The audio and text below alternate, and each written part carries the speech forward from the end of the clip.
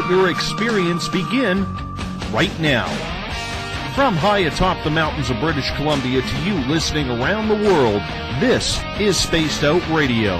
You can follow us on our website, spacedoutradio.com, on Twitter, @SpacedOutRadio. Give our Facebook page a like, Spaced Out Radio Show. You can follow us on Instagram, Dave Scott, SOR, or on our YouTube channel, Spaced Out Radio Show.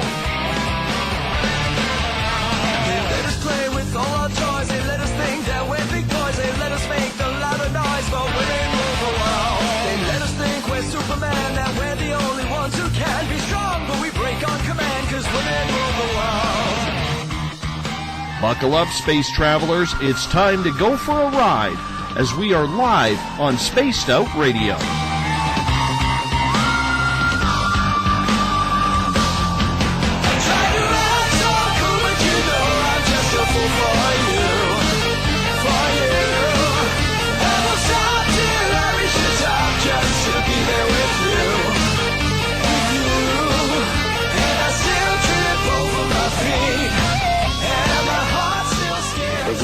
Sequence start. 6, 5, 4, 3, 2, 1. And the deeper I go, the deeper I fall.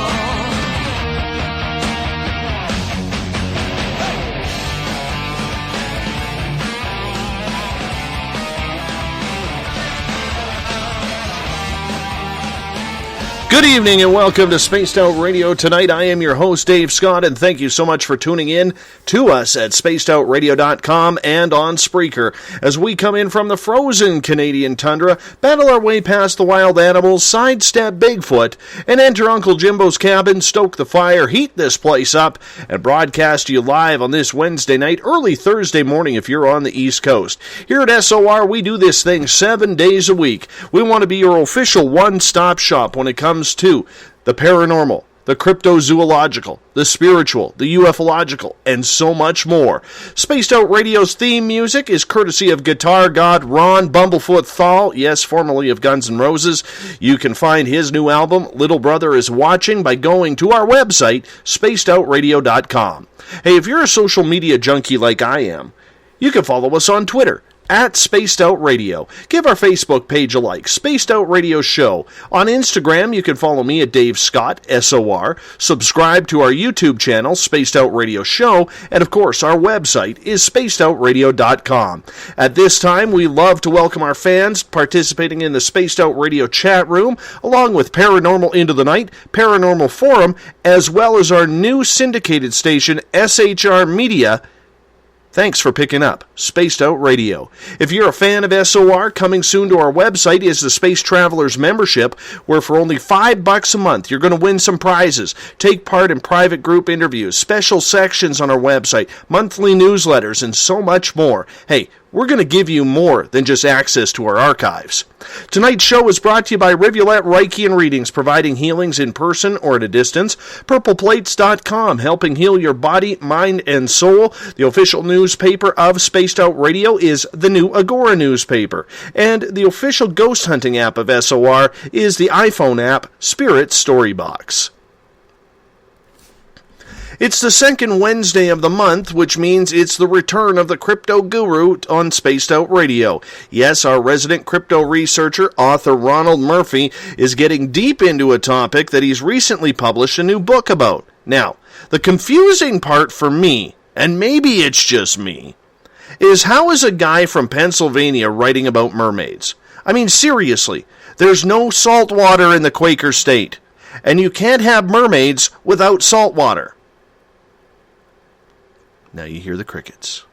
Seriously, though, mermaids have been seen swimming around the bays and all of Earth's oceans for centuries. They're eerie, mysterious. Some say they're evil. Others claim to have been saved by them. But could this brand of water fairy truly exist today? We know that science has only discovered about what's going on in about 10% of the ocean. There are new creatures being found yearly, even some that were thought to be already extinct. So, is it really out of the realm of possibility that mermaids or as Derek Zoolander calls himself, merman, be just a mythical water creature? Ron's new book on the subject is called On Mermaids, an exploration of mermaid folklore from ancient origins to modern culture. It can be found on Amazon right now. We bring the crypto guru into SOR. Ron, good to have you back on. It's good to be on here, sir, and I'm very flattered to be on your new platform. I've been looking forward to this for a while, and now we finally get to do this.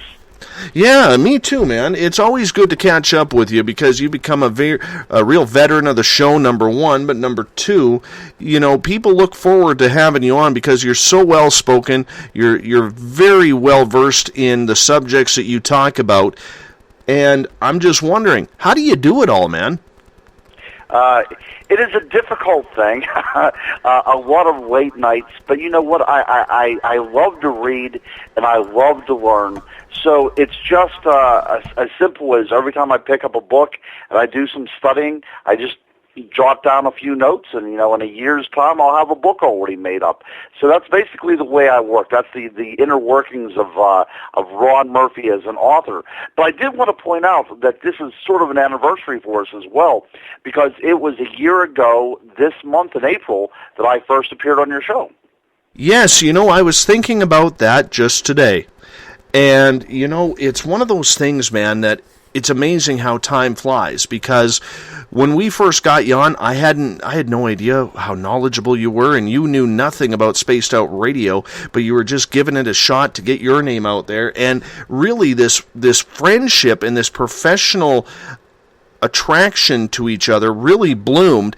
And I can tell you this, man, Spaced Out Radio is better for it. So thank you. Well, I am better for Spaced Out Radio. So you know what? I'm happy to be aboard. I'm happy to be a part of the team, and I'm looking forward to see where this wild, crazy ride goes. Myself as well. So, Ron, I made a little fun of you in the intro regarding mermaids, how a dude from Pennsylvania, right in the middle of the Quaker state, is doing topics like mermaids, which are usually in the ocean. How much fun was it to write this book? It was a blast. And I'll tell you what actually started me on this book is, you know, I've said before that I have 5 children, and my youngest daughter, Willow, one summer, which was actually last summer, to tell you the truth, she decided to watch on Netflix the entire series of the Australian kids show called Mako Mermaids H2O. If anybody's seen it, they'll know immediately what I'm talking about. It's about these 3 teenage girls who happen to be mermaids. It is about 72 episodes, and she watched them all, I believe, in about a week's time. And then after she was done watching them, she began to watch them again. So whenever she got up for breakfast, she would be watching it. Lunch and dinner, she would always have this program on. And one day, after about the 3rd or 4th go-round of these programs, she looked at me and she said, "Dad, what are mermaids?" And I tried to kind of glibly explain it from, you know, the readings that I've done from classical mythology, and she said, "Do they really exist?" I thought, you know, my young daughter here, who was 8 years old at the time, asking me, I thought, you know, I do not have a scientific answer to give her. So I set about doing research from a very scientific point of view on different cultures around the world and their view of the mermaid, and I found it fairly astounding. If they don't exist, they should exist. Let's put it that way. They've been deified, they've been demonized, they're part of our collective unconscious. So, you know, throughout the world, if you mention something that is half human, half fish, nearly every culture around the world would immediately recognize this being. I know in Vancouver, where I'm from, around English Bay, around Stanley Park, going way back into the 1800s, when Captain George Vancouver discovered the area and discovered the city, there was talk that there was mermaids around the islands and around the bays. In fact, so much so that they actually created a statue of a mermaid sitting on a rock by the bay. Are mermaids, then, just conducive to one certain area because we think of them in the Caribbean in warmer waters, but they seem to be in every ocean around the world. What was your research telling you? Absolutely. In every ocean around the world, they are as likely to appear in cold water climates, in the Arctic even, as they are in the warmer climates. There are frequent sightings in the Caribbean. I think the reason we know about these sightings is because the great explorers like Christopher Columbus reported seeing mermaids on his first voyage to the New World. So we have these reports being brought back to a Europe that was ravenous for these fantastical reports, and they kind of got blown out of proportion. But yes, Christopher Columbus himself had reported seeing mermaids. However, they are also witnessed in a lot of river systems around the world as too. So these are riparian creatures. And if you can believe it, about 80 years ago, in eastern Pennsylvania, in the Schuylkill River, a fisherman reported seeing a mermaid. So there has been one mermaid report in Pennsylvania that I was able to uncover out of a very old newspaper report. Now, logically looking at this was probably some sort of seal that got off course or whatever, but something strange appeared to this fisherman in the Schuylkill River that he could not explain, that was anthropomorphic enough for him to identify it as a mermaid. Did you find a lot of reports from fresh water? You do. In Africa especially, there are a lot of reports of freshwater mermaids. And I think that is understandable from a sociological point of view, especially in sub-Saharan Africa, equatorial Africa, where water is at a premium and it's very life-giving. I think that it's natural for a culture to personify the water as some sort of benign creature that they could identify with. So you do have these water spirits, if you would, attached to fresh water in Africa especially. Now, because this might be a way to mythologize their environment, that does not mean people are still physically witnessing these things. There was a dam being put on a river in Africa. This just happened within the last decade, and the workers had to stop construction because they said they were being harassed by the mermaids in the river, and they called in local witch doctors from some of the tribes to exorcise these spirits from the water. So it is still part of a lot of indigenous cultures around the world, even in Australia. The idea of these man fish, women fish inhabiting inland bodies of water is a common part of their society. Now, in your opinion, then, we think of mermaids as a half-human, half-fish type creature. In your studies that you have done, because I know you believe in Bigfoot, I know you believe that there's something to do with Dogman out there, you believe in faeries and a lot of things because your research has led you to those beliefs. What is your personal opinion regarding mermaids? I am looking now at the mermaid in the same way that I look at the idea and the notion of the world of the fae, the fairy realm.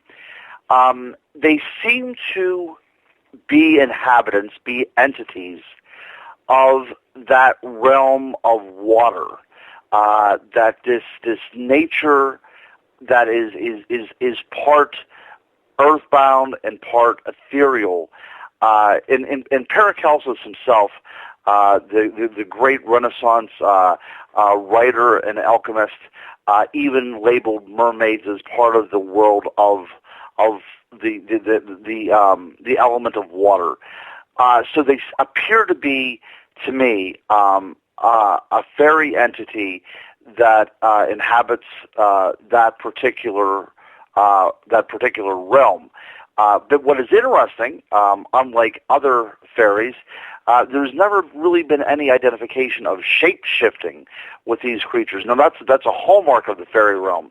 But I suppose that is taken into account because these creatures are at once two beings at the same time.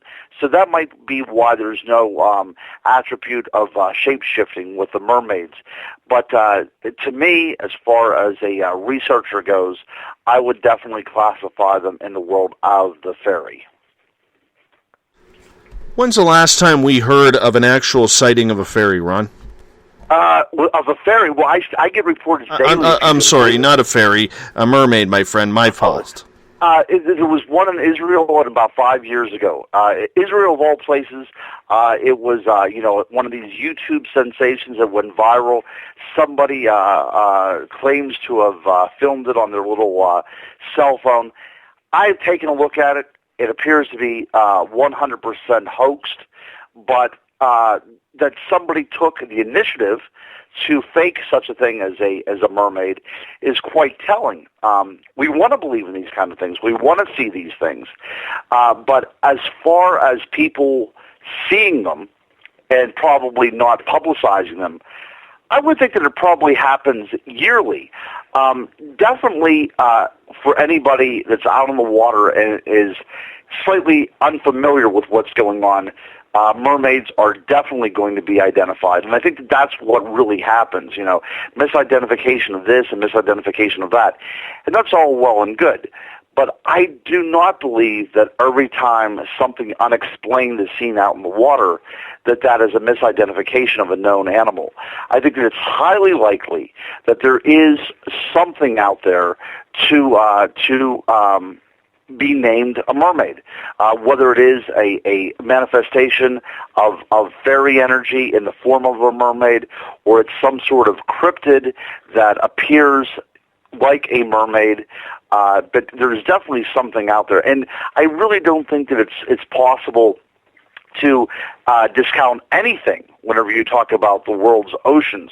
To think about, the depth, and not only the depth, but the volume of the world's oceans. The Marianas Trench in the Pacific goes down to 7 miles deep, and that's as high as commercial airlines fly. So we're talking about a great deal of real estate for something to inhabit it and to hide out in. If you have an elusive, self-aware animal living in the world's oceans, they would be capable of hiding without any kind of detection quite easily from the prying eyes of man. Now, recently, in the Marianas Trench, science dropped a mic into the depths, going down almost the entirety of the 7 miles to hear what they would get back. And it was a very eerie sound, but it sounded like a whale calling, that kind of very haunting, that almost like a bloop sound for their echolocation going on. So, I mean, that kind of boggles the mind to think that, one of our mammalian kindreds, one of these great whales are capable of diving to that kind of depth. Or, the other way you can look at this as somebody that deals in the paranormal, what happens if that was not a whale's call? What happens if that might be the same sounds that mermaids have adapted to this very day, and they were communicating with each other in the abysmal depths of the Marianas Trench? Dino in Paranormal Into the Night has a quick question for you, and before I get to that, I do want to remind people that in hour number 2, we are going to open up the phone lines. Any crypto question that you have for Ronald Murphy, whether it is on mermaids, fairies, Bigfoot, Dogman, we're going to open up the lines in hour number 2 to you. Dino wants to know, Ron, if you have any more information on why you think mermaids are part of the fairy realm. We can definitely talk about this. This is perfect. We talk about fairies being able to manipulate the environment around them. That also is a hallmark of the fairy realm. And whenever we deal with things like the mermaids, we hear something called the siren song. Now, that's a very popular motif throughout history. If you would think about Odysseus in the Odyssey, he had his shipmates strap him to the mast of the ship, while his crew put wax into their ears so he could get close enough to hear the sirens call without being, driven to the depths. That is something that is quite fairy. That is something, the way that they are able to take a human and act upon their will. That's something in the fairy realm. That is this glamour, this masking that they're capable of doing, able to disguise something that is quite dangerous with something quite beautiful. And the idea that they live in a realm, these are intelligent creatures that preside over a particular realm, that is also something very, very fae. Whenever we think of sylphs, these are the fairies of the woodlands. This is definitely a counterpart to the undines, the fairies of the water, which the mermaid acts accordingly within that same parameter of how fairies are supposed to operate. Now, another thing that was one of the hallmarks and one of the attributes of the fairy is oftentimes you see them depicted as holding a mirror in their hands. Now, that is a foretelling of that they are capable of divination. The Latin word for mirror is where we get the word speculation from. So whenever you see the mermaid holding a mirror, that is to show that they are capable of foretelling the future. So in that regards, they act as a water-going banshee, that they can see somebody's death, they can foretell somebody's death and somebody's doom, and they are also occasionally responsible for that very same doom. But so these are the magical aspects. Sometimes you even see them with a comb. Oftentimes you see in the medieval representations of a fairy with a comb in one hand and a mirror in the other. Well, the comb was seen in the Middle Ages as a magical device, which I found very curious and quite intriguing whenever I started to do my research. The Catholic Church, especially in the British Isles, had a ritual in which the priest or the bishop, before saying Mass, would ceremonially comb his hair. So it seems to have had an element of magic to it, especially in the hands of a woman. Anything that is relegated to the world of the man, like the priest combing his hair before a Catholic Mass. Now, this transferred to a woman. Well, of course, it's going to be magical and not sacramental. You see, it is switched over to a form of witchcraft. And, of course, as everybody knows, the fairies are now seen as sort of the harbingers of the witch, the agents, the minions of the witch, and that has happened, especially with the rise of Christianity, and they've went from the pagan cultures as ambiguous characters to evil characters in the eyes of the church. Where do Selkies come into play on this? Selkies, now that is a good point whenever we talked about shape-shifting. Selkies are one of the few characters that are seagoing that are capable of shape-shifting. We're talking about the Orkney Islands. We're talking about areas around Scotland, around England.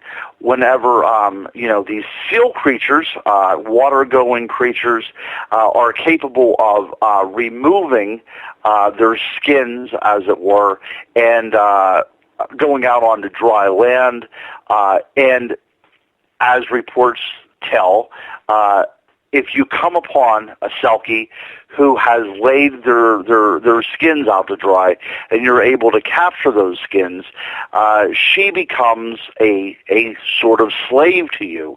You're able to control her. She becomes a wife to you. She'll bear children to you as long as you keep her her natural skins locked up somewhere.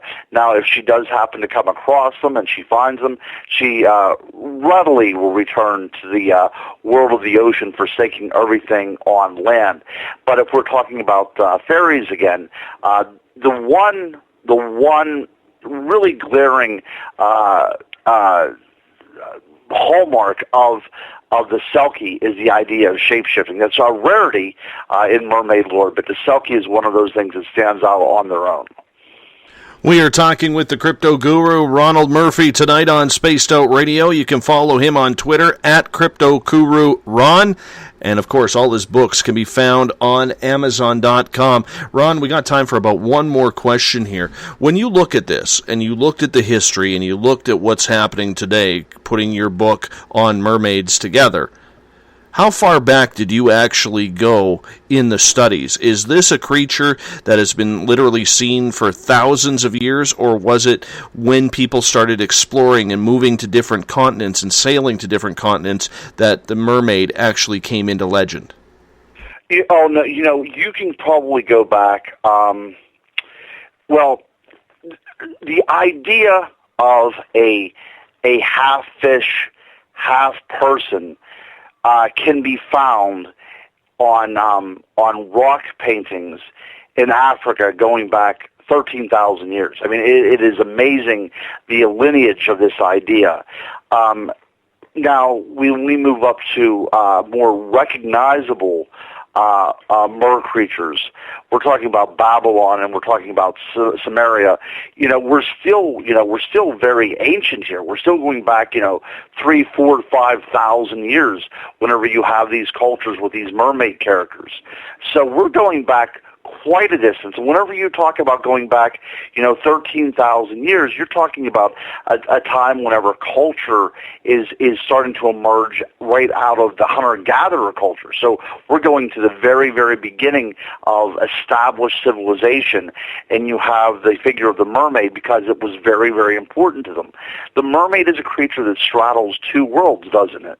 It has the idea of a man who is, of course, dependent upon the land, and then you have a creature that is completely at home in the sea. So it's one of these things that is kind of like an uber-human. It can thrive in two different areas. But from the very beginning of art, especially, when we're talking about these images appearing on the cliff face of Africa, we're talking about the same time that the cave paintings are being put together in France in those great caves of the mountainous regions there in France.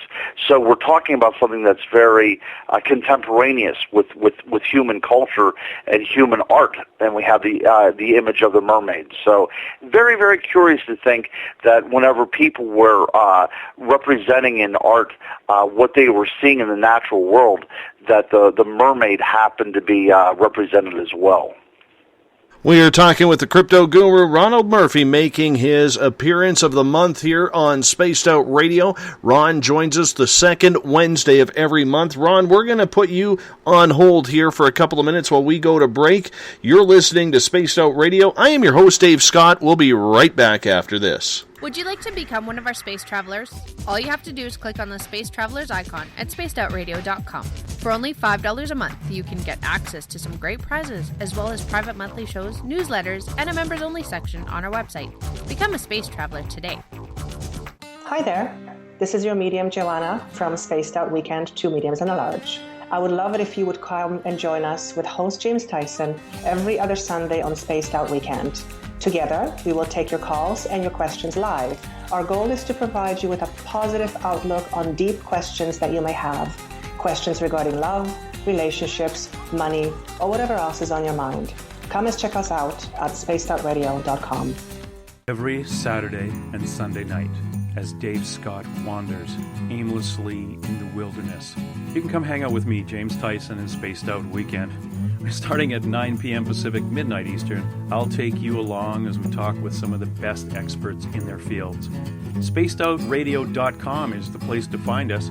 So sit down, relax, put your feet up. Enjoy the topics like the paranormal, supernatural, intuitiveness, and so much more. Hope to see you there.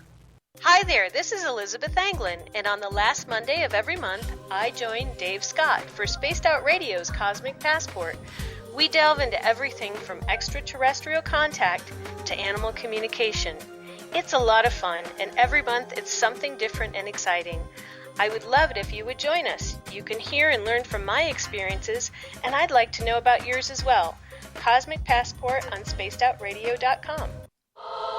Hey everybody, this is Patrick Webster Small, and I'm here to bring you the Webster Phenomena every Saturday night, live at 8 p.m. Pacific, 11 p.m. Eastern. If you're looking for aliens and extraterrestrials, well, we've got them. Big and tall, short and small. You're bound to find what you're looking for, so join me on the Webster Phenomena right here on Spaced Out Radio.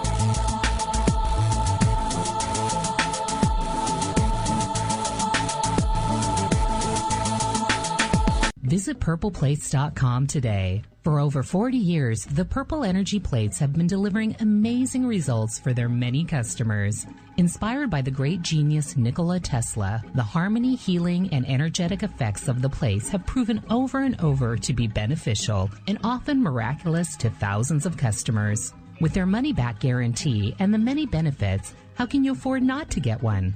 Check their site for daily specials and choose from their many energy products. You won't be sorry. Visit them today at purpleplates.com for mind, body, and spirit. And expect a miracle. Have you ever wondered about those weird and strange creatures people have reported throughout history? Do you wonder if those stories are real? Me too, and that's why I started Cryptopia.us. Hey, this is Rob Morphy, crypto historian.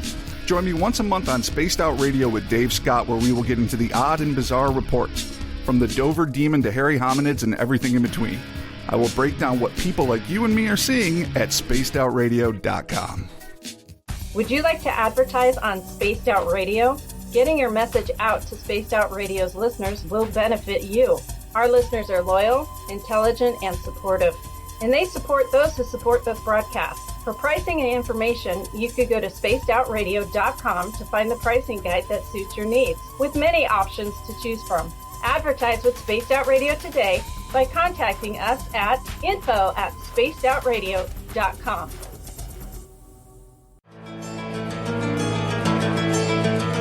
Want to connect with us online? Find us on Facebook, Spaced Out Radio Show, on Twitter @Spaced Out Radio, on Instagram, Dave Scott SOR, on YouTube, Spaced Out Radio Show, and our website is spacedoutradio.com. All right, space travelers, here comes the second half hour of Spaced Out Radio. Welcome back to the second half hour of Spaced Out Radio tonight. I am your host, Dave Scott. Thank you so much for tuning in, especially those in Paranormal Into the Night, Paranormal Forum, Spaced Out Radio's chat room, as well as SHR Media, our new syndicated radio station online. We thank all of you for tuning in and checking this out tonight. Hey, tomorrow night on the show, we are going to have a little bit of fun as well. Rebecca Coit will be with us. We're going to be talking Bigfoot tomorrow night as we continue to round out the week with the crypto subject. Bigfoot tomorrow night. If you want to follow us on Twitter, you can do so at Spaced Out Radio. Give our Facebook page a like, Spaced Out Radio Show. You can also join us on Instagram, Dave Scott SOR. All of our archives are on YouTube at Spaced Out Radio Show. Please subscribe to that. And our website is spacedoutradio.com. Tonight we are talking with the crypto guru, Ronald Murphy. He makes his monthly appearance the second Wednesday of every month. Next month he will be on May 11th. Ron, welcome back. Hey, thank you very much. I'm looking forward to I'm actually looking forward to phone calls. So I hope people do call in, because I think that adds a great dynamic, and it's actually giving into the whole idea of the paranormal forum. So let's hope some people call in. I'm looking forward to it. Well, I'm sure they will, and we'll give that number out at the top of the hour, and we'll take your phone calls on any crypto topic you want to ask Ron about. Ron, we're talking mermaids right now, your new book on mermaids. You explained why you decided to write it. Right before the break, we went into when mermaids started being seen. Let's focus on North America here. Where in North America were most mermaids located and seen as settlers started to come over to discover the new land? If you would look around Florida, Cuba, the Bahamas, those areas right there was a culture in there called the Taino culture. Now, that culture, unfortunately, does not exist any longer, but they actually, we have some of their borrowed words. We get the word hammock and barbecue from this culture, and this was a culture that had a great mermaid mythology to it. Now, whenever Columbus came over, it has been conjectured that he may have seen women tribe members who were swimming and perhaps even fishing, and he may have mistaken these female swimmers for mermaids, and that kind of got confused in the whole mythology of the discovery of the New World.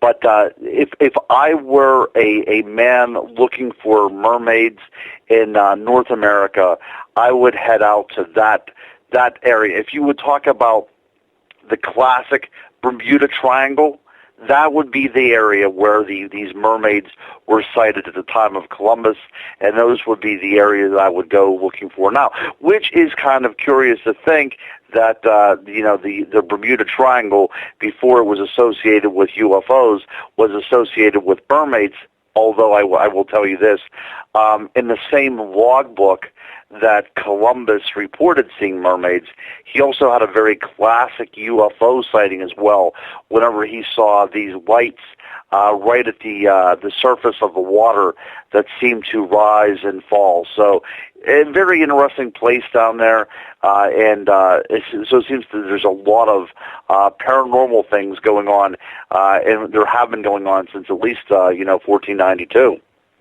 We hear these stories throughout history, Ron, that mermaids were really, really gorgeous-looking women on the top half. And when sailors got close to either inviting them on board or to the sides of their ships, their mermaids would grab them, haul them into the water, and do very destructive, grotesque things to the humans that fell overboard. Yet we also hear stories that mermaids have saved people. What is your take? Mermaids good or mermaids bad? I think that, like nature, they can be quite changeable. There's a fickleness to the nature of a mermaid.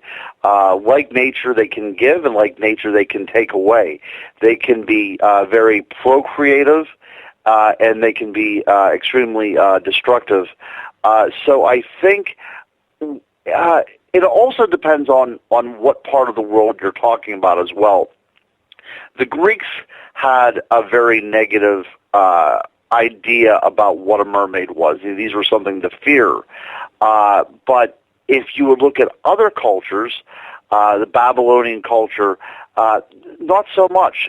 These were not creatures to fear. These were creatures to definitely appease, and that's the reason they were deified.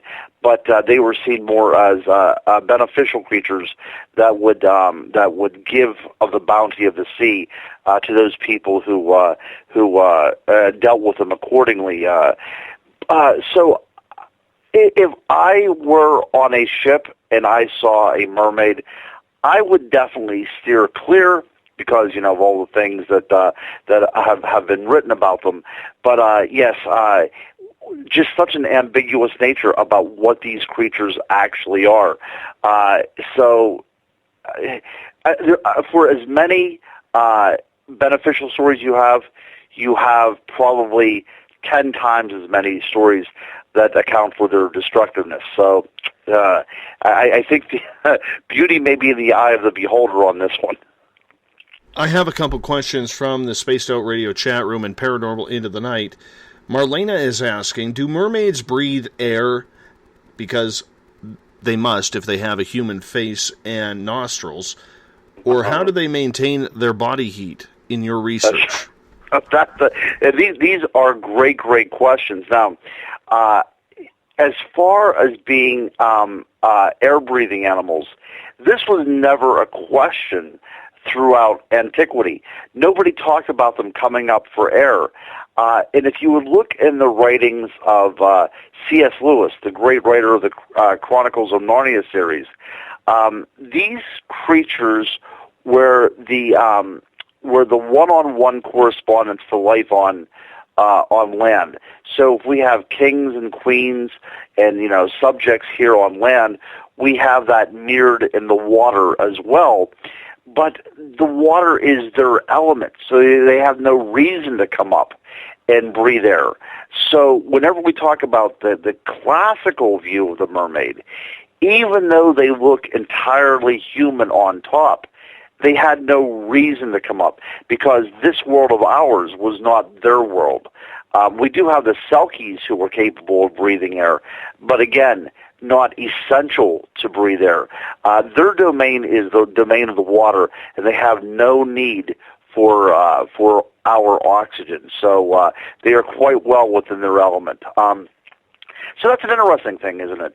But one of the reasons why they are thought to be so incredibly akin to the human is because of the way that they take care of their young.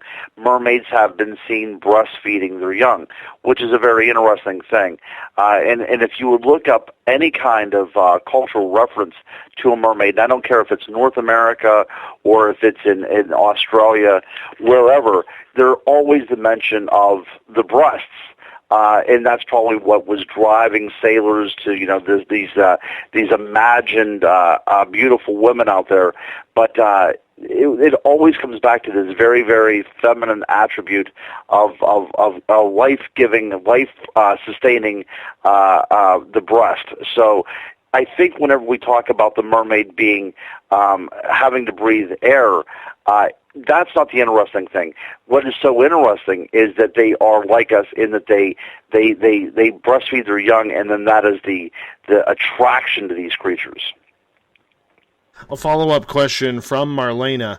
Do you believe, then, that mermaids co-evolved with Homo sapiens? Are they a breakaway from Homo sapiens, like perhaps Bigfoot is? A water-dwelling, that's very interesting. Of course, as far as my belief systems go, I put them firmly in the world of the Fae.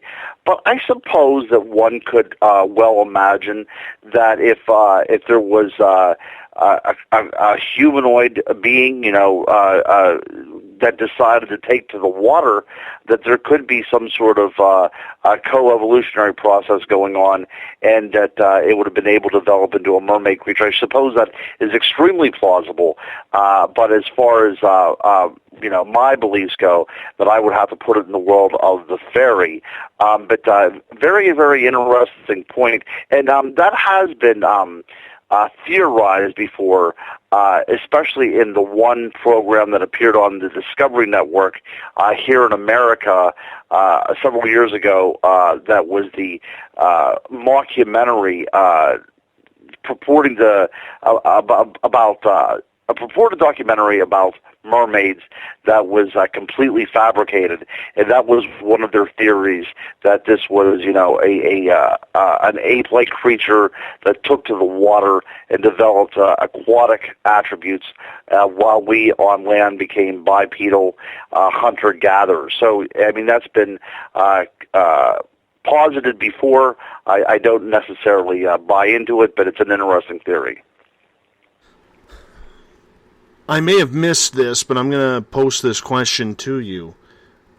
Do you believe, then, that mermaids are not breathing oxygen? And if so, do they have gills maybe underneath their hair like fish do?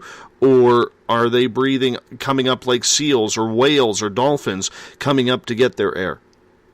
Well, If fairies, or if mermaids do exist in the world outside of the realm of the fairy, if these are actual creatures in the ocean, there would have to be some mechanism by which they could breathe in the water, because the great depths that they would be swimming, especially if the sound that was recorded, at great depths was a mermaid.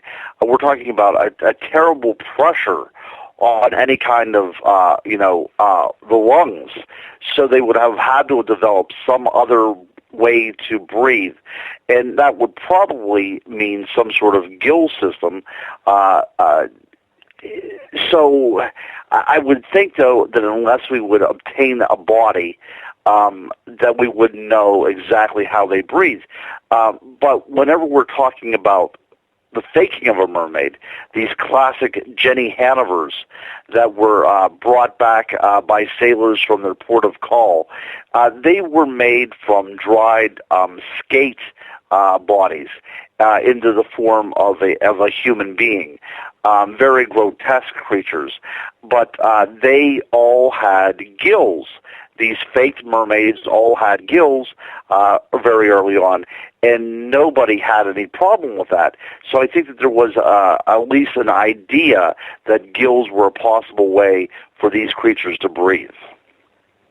I have a question from Dino in Paranormal Into the Night.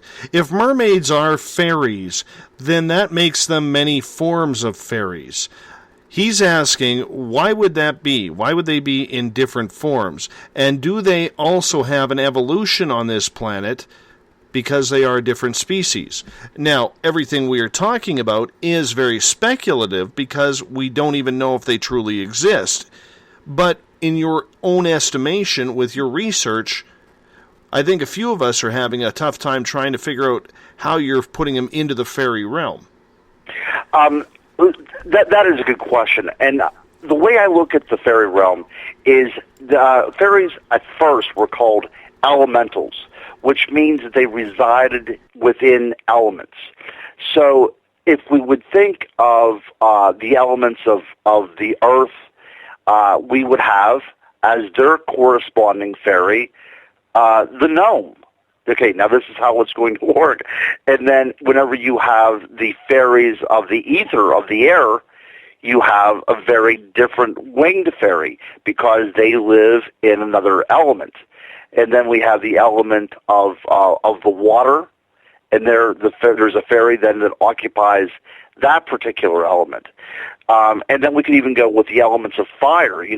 The idea of the salamander. That's a classic term, and you would find this image in alchemy as well too. But there were even fairies in the realm of fire.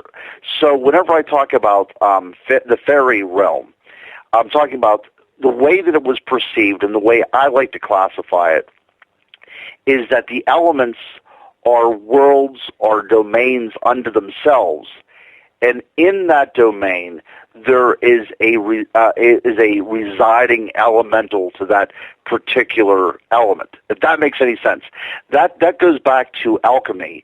This is very, very classic thought. You could actually even stretch this back to Greek thought, that there are different elements that comprise this world, and some of the elements that we can't even see, like air. But that does not mean that there's still not inhabitants to those elements. So nowadays, in the 21st century, if we can replace element with dimension, I think that comes closer to the idea that I'm trying to get across, that there's very, very many dimensions to our world that we simply cannot see. And in each of those dimensions, there are entities that reside in those dimensions. They are intelligent creatures. They belong to those dimensions, and occasionally there's an overlap, and we are, we can experience what lives in those dimensions outside of our own. We are talking with the crypto guru Ronald Murphy tonight on Spaced Out Radio. His latest book on mermaids can be found on Amazon.com. You can follow Ron on Twitter as well, at Crypto Guru Ron. I love that title, Ron. I'm not going to lie. Gail in Paranormal Into the Night is asking a question. How do mermaids reproduce? Well, I would assume. Okay, I would assume Okay, so you guys really. I'm actually blushing over here. So if they are in the world of the fairy. I got to interrupt here. Are they playing Barry White when this happens? Is there a little romance going on? Maybe a little Marvin Gaye? I don't know. Yeah. Well, the only time that we have reports of fairies reproducing, not with children now, because fairies or with mermaids with children have been reported, but the only time a mermaid has been reported in the act of procreation is whenever it has left the water behind and is now in the arms of a human being. That is something that's preoccupied to the human mind, and apparently not so much with the idea of the fairy. Or with the mermaid. I'm sorry. See, now you got me completely off on another tangent here. But the mermaids are capable of reproducing with human beings. So if they're capable of reproducing with human beings, apparently the same type of interaction occurs in the water as well. So I would say that if mermaids do exist out there in corporeal form, they probably get it on the same way as human beings would get it on. That's my opinion. Very opinionated indeed. Let's just keep it at that. Ron, I don't even know where to go from there. Well, No. I do, my friend. But Nisa has an interesting comment because the television channel Animal Planet made a mockumentary about mermaids. Have you ever checked that out? And what's your opinion on that? Well, it was very, very well done, and in my book, I actually have a chapter on that. Jenny Hanover was a faked mermaid that you could take back from your port of call.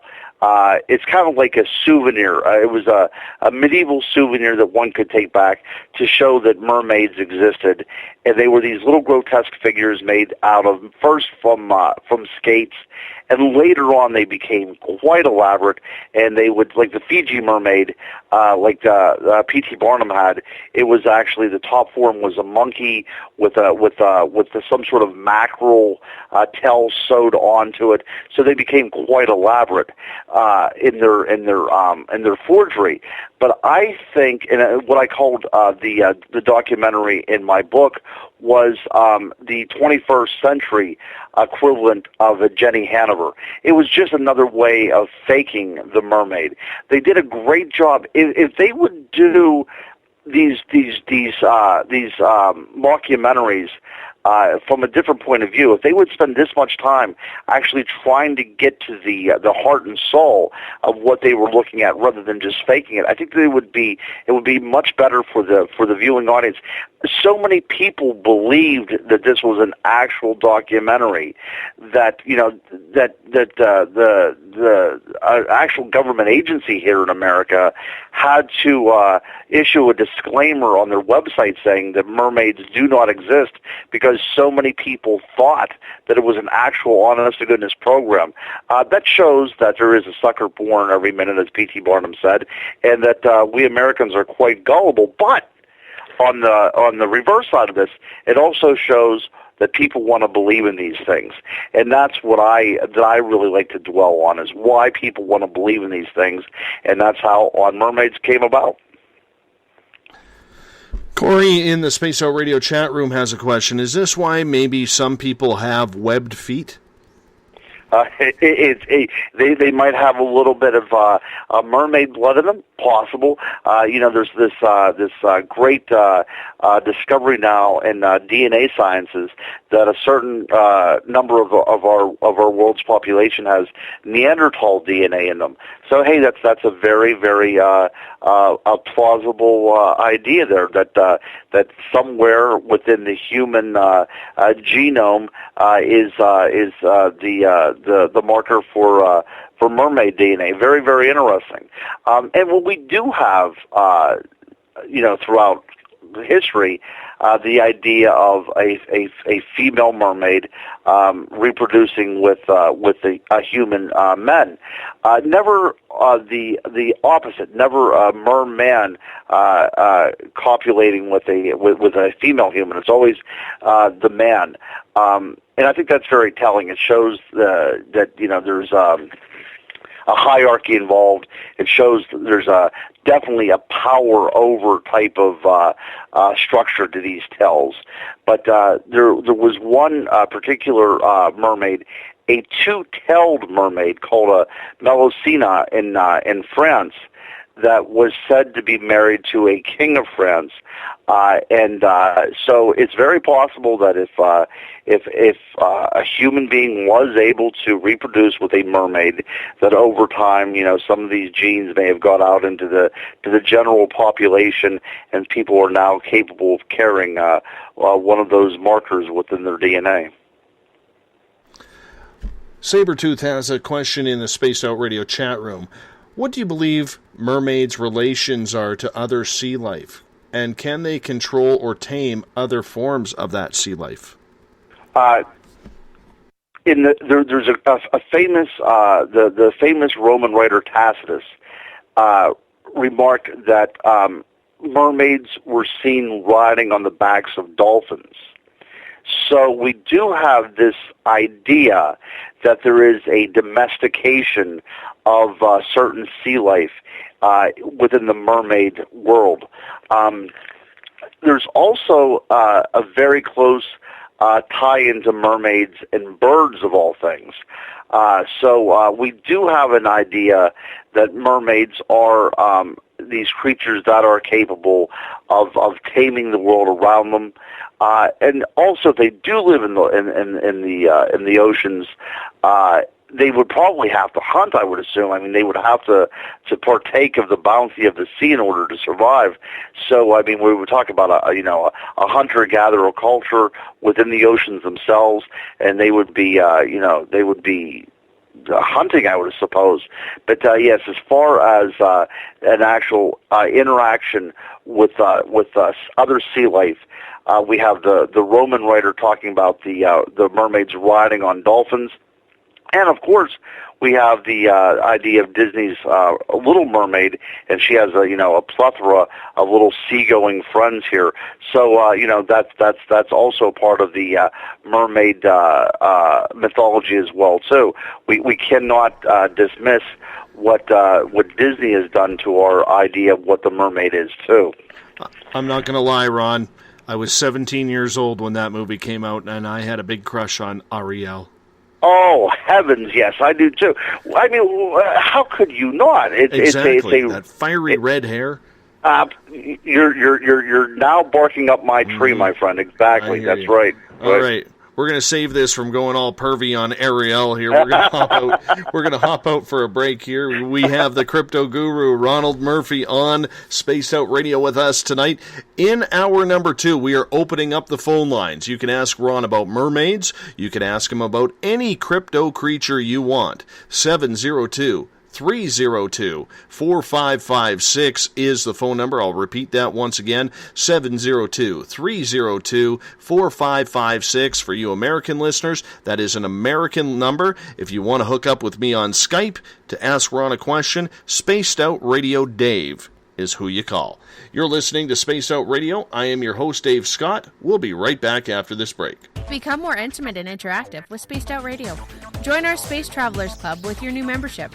For $5 a month, we'll provide you with special access to the website, monthly prize draws from books to psychic readings, along with monthly newsletter, private interviews, and more. Sign up today to be part of Spaced Out Radio's experience. Every month on Spaced Out Radio, we look into the deep and dark reports of cryptids roaming around the world with me, Rob Morphy, from Cryptopia.us. I would love it if you would join me and host Dave Scott as we delve into the most arcane stories and reports regarding creatures of the unknown. My job is to hunt down the details and bring the evidence forward to you. These aren't your regular Bigfoot stories I'm talking about either.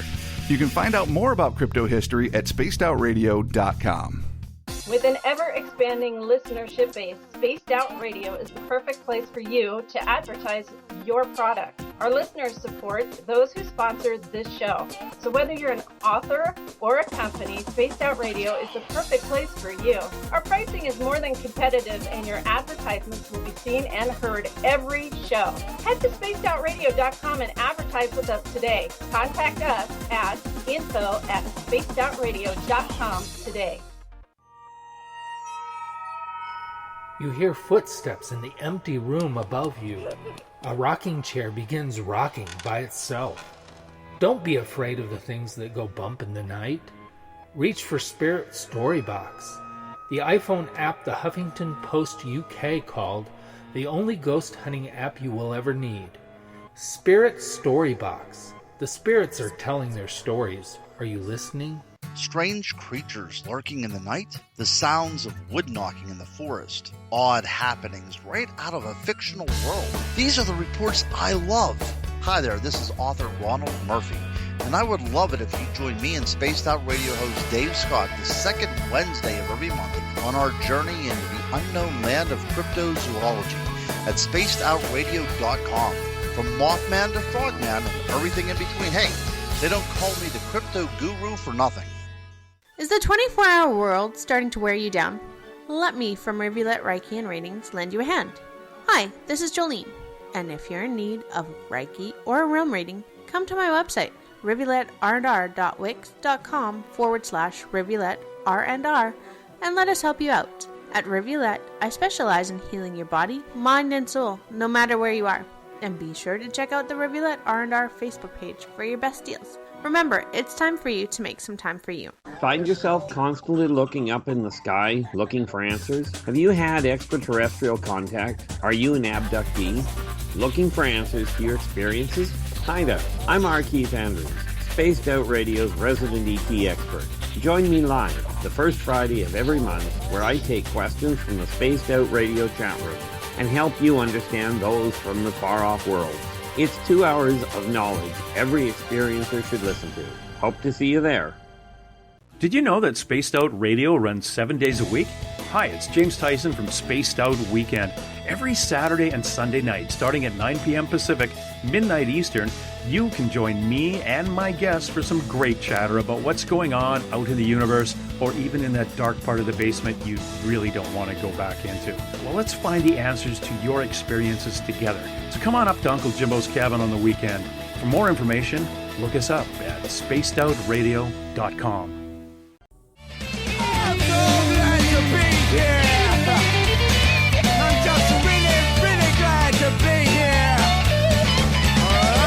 Would you like to connect with us on Spaced Out Radio? Head to spacedoutradio.com to check out the latest shows, guests, and sponsors.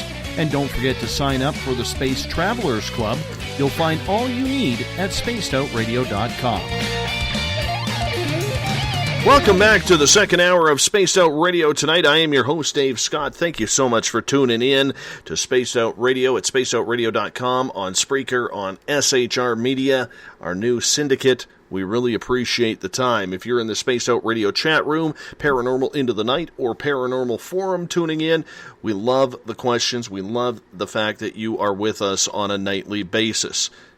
Tomorrow night on the show, we are going to be talking Bigfoot. Investigator Rebecca Coit will join us tomorrow night to talk about the big, hairy beast. If you want to follow us on Twitter, you can do so at Spaced Out Radio. Give our Facebook page a like. Spaced Out Radio Show. We're encroaching on 2,500 there.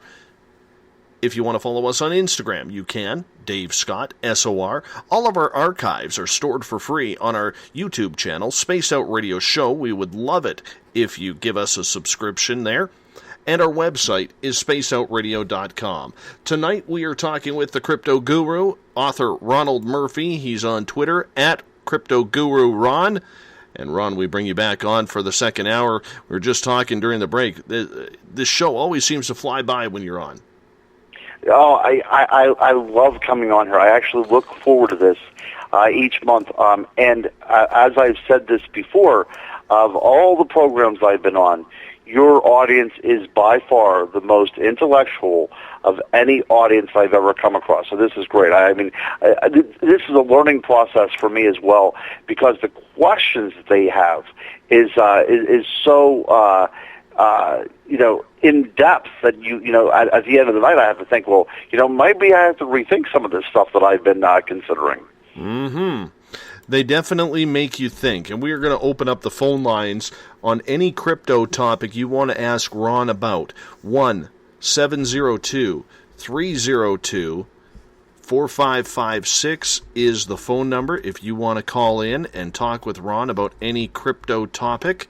1-702-302-4556, or if you are on Skype, you can find me. What is it here? Spaced Out Radio Dave is the Skype address for me as well. If you want to call on in, check it out, ask Ron a question, because he's willing to take your calls and learn. Ron, when it comes to the mermaids, since we were talking mermaids tonight, down in Florida, it was always said that the mermaids were actually manatees. Did you investigate that at all? Oh, I most certainly did. I mean, that's the big answer, isn't it, for the world of cryptids? Whenever ocean-going cryptids, people automatically assume that these are misidentifications of the manatees, and I believe in some cases that is true. Whenever I was in graduate school, I got a chance. For my first time, I got a chance to go into Florida. And I stopped by at St. Augustine, which is a great little town. If anybody gets a chance to go there, I would highly recommend it. But as I was standing on one of the Spanish ramparts there that border a small bay, I got to witness firsthand a baby manatee. First time I'd ever seen anything like this. It briefly broke the surface, one under, and the tail flapped, and off it went, never to be seen again. Now, I knew immediately that had nothing to do with a female. Now, apparently, people have surmised that if there were sailors out at sea for many months or even a year, seeing something that was even slightly, anthropomorphic, they would assume, or at least hope, that was a female. I'm not sure if I buy that or not. Now, the mermaid being a cryptid is one of my interests. It's one of my areas of study. And there have been certain mammalian creatures that inhabit the sea that are now extinct that may come into play for the mermaid. One of them is Steller's sea cow, which is no longer with us. It existed probably up into the 1700s, although there are reports every now and again of this creature. But this would have been a creature that existed around Alaska in cold waters, and it would get to a length of an astounding 30 feet. Now, people seeing that in no way would mistake it for a mermaid, but seeing a juvenile of this creature, very elongated type of manatee body, may have thought that this was a mermaid because it was something like they would have never seen before. Now, manatees and dugongs exist in cultures throughout the world, exist in areas throughout the world, and these cultures have mermaid mythology to them. But people, seagoing people would have been very used to seeing these kind of creatures. So if the mermaid is based upon an actual aquatic creature, it is probably a cryptid of some kind. It either existed in the past and no longer with us, or believed to be extinct, or it's simply an uncatalogued animal. But that is one of my interests, that mermaids are quite possibly cryptozoological creatures that science has not catalogued. Do you think then, in your opinion, that they are still around today? I do. I think that the ocean is just simply too vast to think anything else. I'm keeping an open mind, but I would say, that it does something that appears very, very human-like exist out there in our oceans, and I would have to say yes, because people have been telling this tale since the very beginning of human artistic representation. So there must have been something out there at one time. If it's not out there now, it most probably was at one time. Do you believe in them, Ron? I do, yeah. Why? Because it's part of our collective unconscious. I mean, we accept it. They're even used to sell coffee. The great Starbucks logo is Melusina, a mermaid, a two-tailed mermaid. So, I mean, they are they're ubiquitous. They're everywhere we look, and they're children's plush toys. They're in our movies. They're everywhere. So, of course, mermaids exist in that form, but I like to think that they exist bodily, because we do have all these forms across so many different cultures, and a mermaid is immediately identifiable to the very, very young to the very, very old.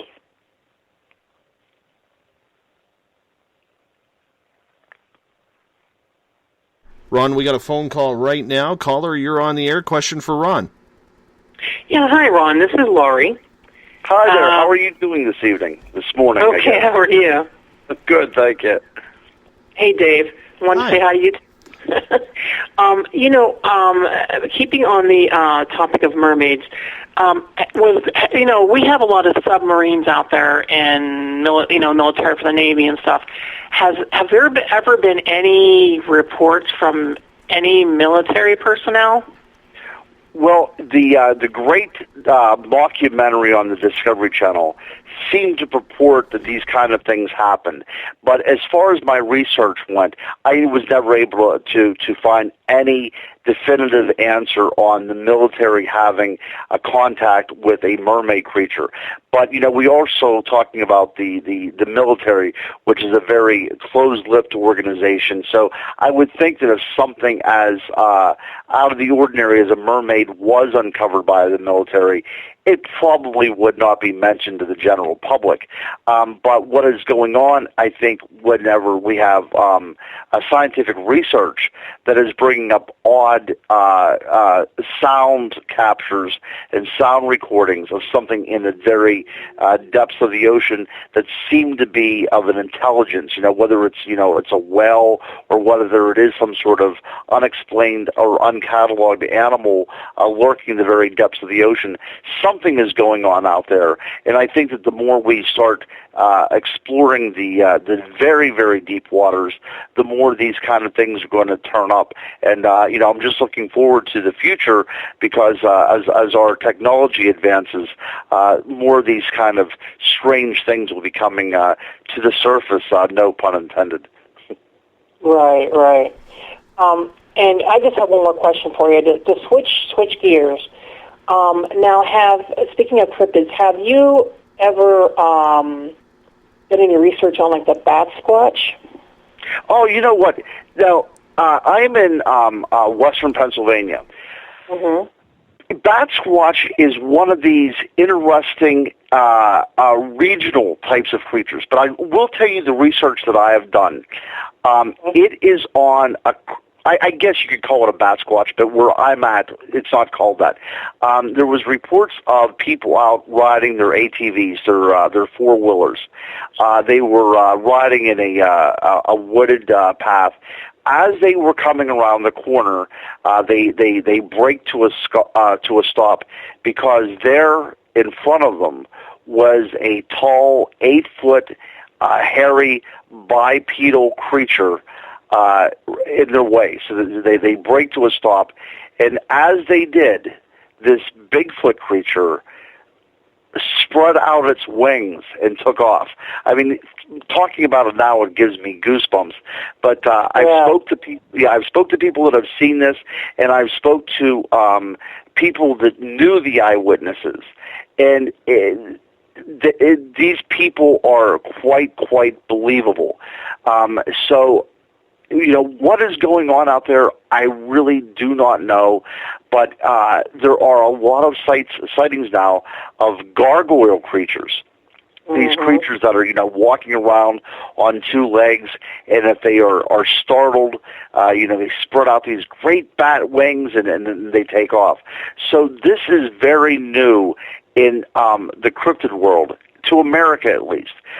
There have been reports of these flying humanoids in places like India before, but as far as the United States, this is something that is very, very new to us. Unless, of course, you go back and think that the sightings of the Mothman were also akin to these sightings of bat squatches and gargoyles, which quite possibly may have been. But that's an excellent question, and that is one of the things I am researching to this very day, because not very far from where I live, there have been gargoyle sightings. Really? Now, I live in Ohio, Ron. Where are you talking about there? These gargoyle sightings at? In Western Pennsylvania, in the Butler area.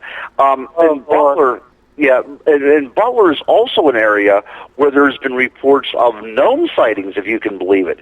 So we are lucky and fortunate enough to be in an area of the United States that seems to be a hotbed for paranormal occurrences.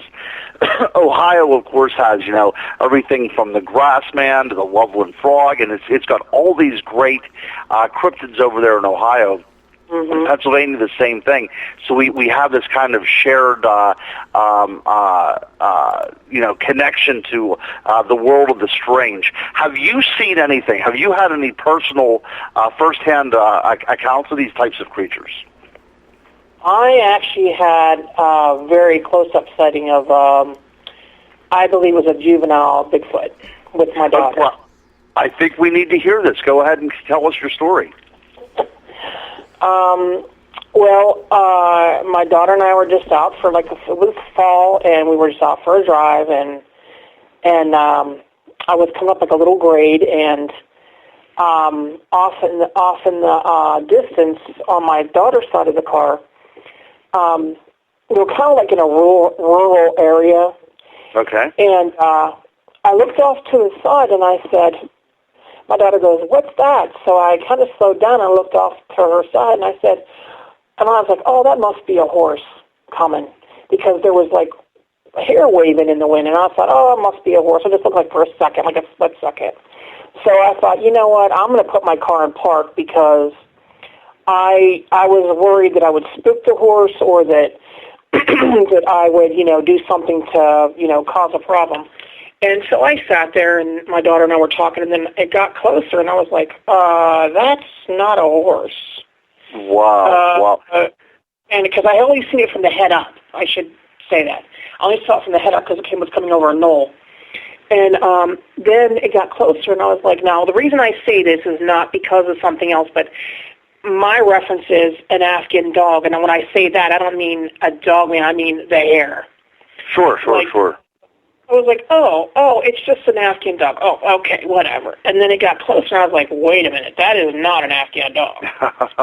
And it came around the corner of somebody's house, and it stopped right in front of the garage door. And it literally stopped, and then it turned its torso, like it was on all fours, and the time I had seen it, it was on fours the whole time.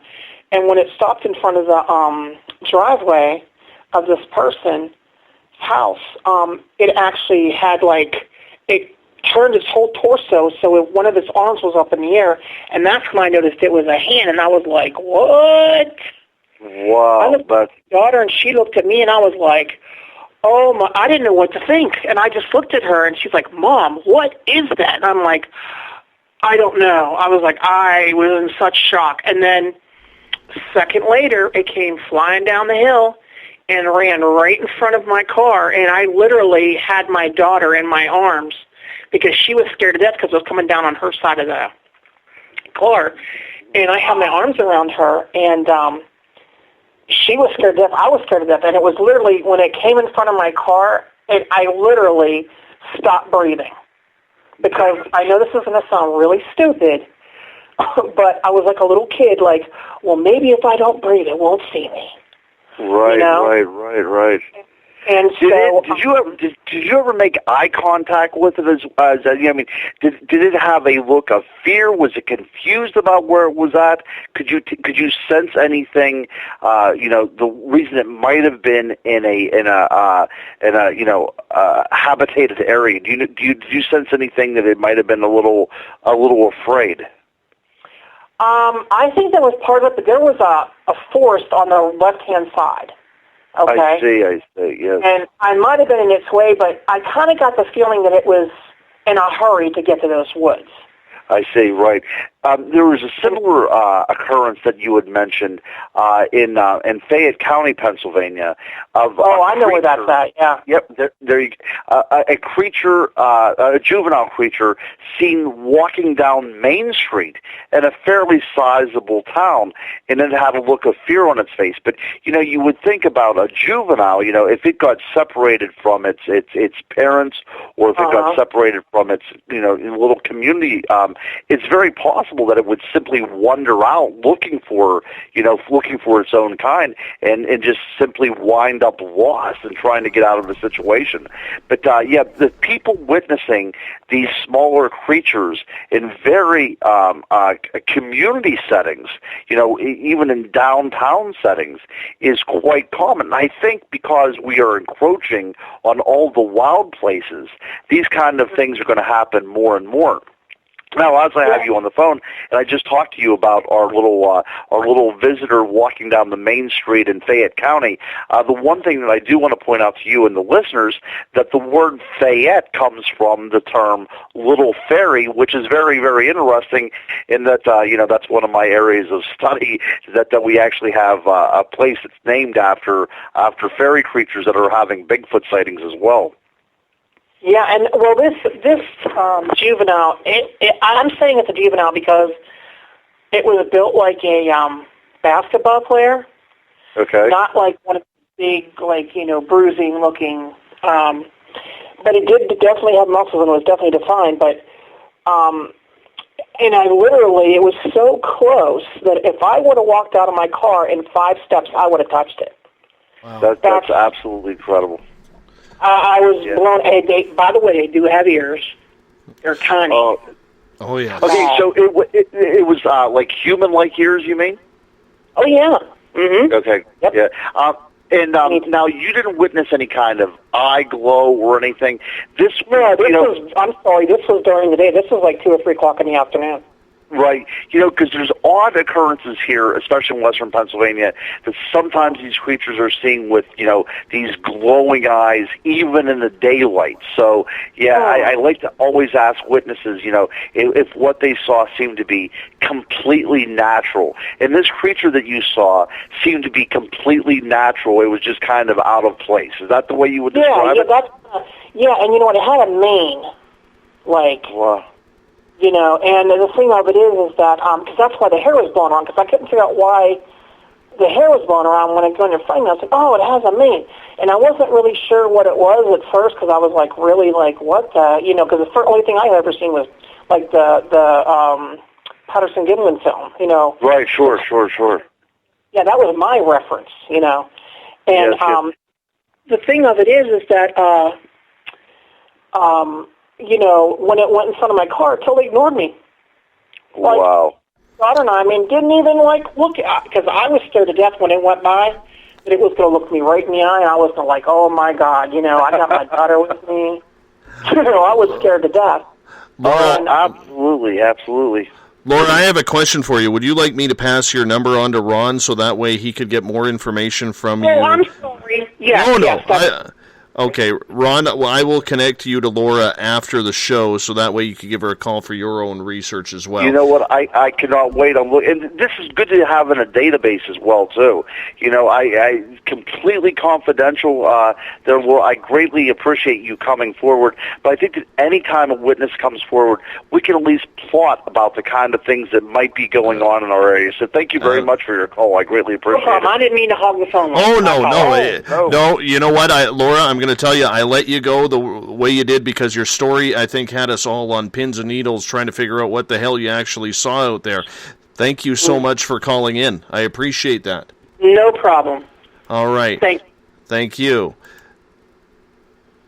And this is the reason I like to be on your show so much, Dave. See, it's these kind of listeners that make it worthwhile for a guest to come onto your show, because these people know what they're talking about. Oh, absolutely. Absolutely. And what a great call. Imagine, though, just being in her shoes, in her car right there, because the mama bear in any parent comes out when you're with your child and you have something unexplained or something scary happen to you.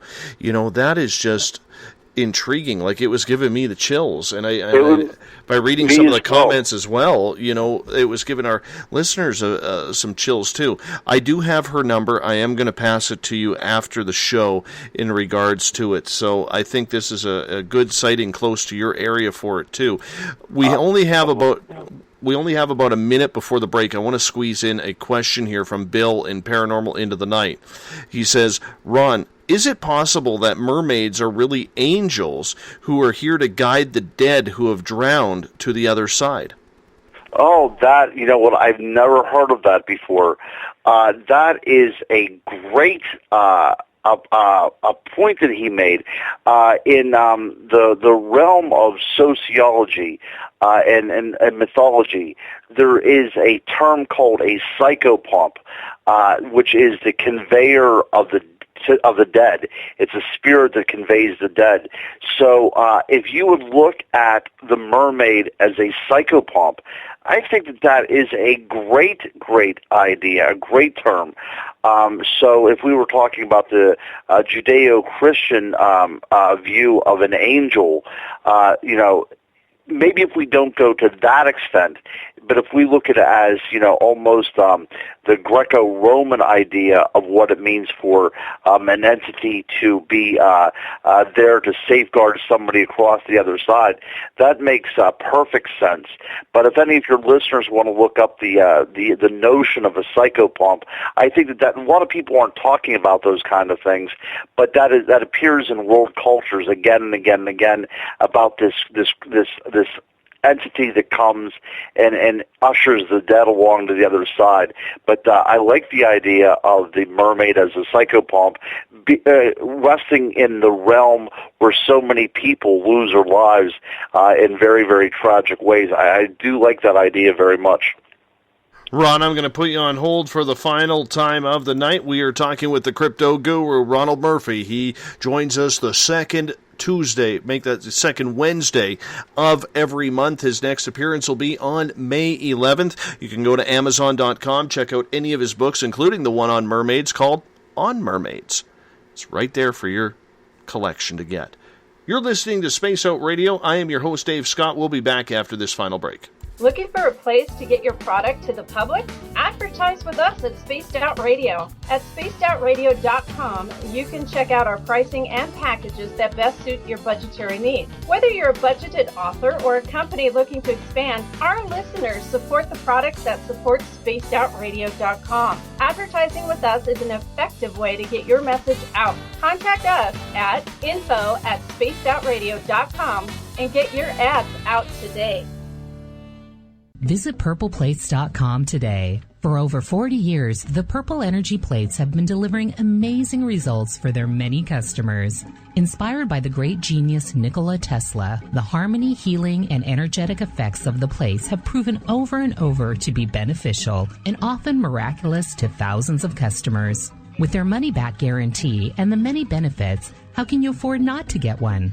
Check their site for daily specials and choose from their many energy products. You won't be sorry. Visit them today at purpleplates.com for mind, body, and spirit. And expect a miracle. Right here, this is where we divulge the fruit of our research. Here on the Webster Phenomena every Saturday night at 8 p.m. Pacific, 11 p.m. Eastern. On Spaced Out Radio. And we give it up to you guys, all the listeners, and the live listeners usually get something special, and hang out in the chat room, and we love to have you. So we'll see you every Saturday night at 8 p.m. You know where. Attention Spaced Out Radio listeners. For only $5 a month, you can join Spaced Out Radio Space Travelers. Your membership at spacedoutradio.com will give you access to private fan area on the website, get you a monthly newsletter, draws for monthly swag, and a whole lot more. Sign up today to become a part of the Spaced Out Radio experience. You hear footsteps in the empty room above you. A rocking chair begins rocking by itself. Don't be afraid of the things that go bump in the night. Reach for Spirit Storybox, the iPhone app the Huffington Post UK called the only ghost hunting app you will ever need. Spirit Storybox. The spirits are telling their stories. Are you listening? Strange creatures lurking in the night, the sounds of wood knocking in the forest, odd happenings right out of a fictional world. These are the reports I love. Hi there, this is author Ronald Murphy, and I would love it if you join me and Spaced Out Radio host Dave Scott the second Wednesday of every month on our journey into the unknown land of cryptozoology at spacedoutradio.com. From Mothman to Frogman and everything in between. Hey, they don't call me the crypto guru for nothing. The last Monday of the month on Spaced Out Radio is a night of psychic vision, mediumship, UFO and ET contact, Bigfoot stories, animal communication, and so much more with me, Elizabeth Anglin. I'd love it if you would join host Dave Scott and I on the myriad of topics we delve into. Every month, we share new views that may help you understand your own experiences. So tune on in at spacedoutradio.com and stamp your cosmic passport. Did you know that Spaced Out Radio runs 7 days a week? Hi, it's James Tyson from Spaced Out Weekend. Every Saturday and Sunday night, starting at 9 p.m. Pacific, midnight Eastern, you can join me and my guests for some great chatter about what's going on out in the universe, or even in that dark part of the basement you really don't want to go back into. Well, let's find the answers to your experiences together. So come on up to Uncle Jimbo's cabin on the weekend. For more information, look us up at spacedoutradio.com.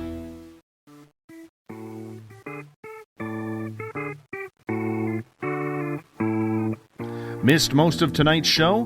Don't worry, you didn't miss a thing. You can head to our website, spacedoutradio.com, and download our archives for free.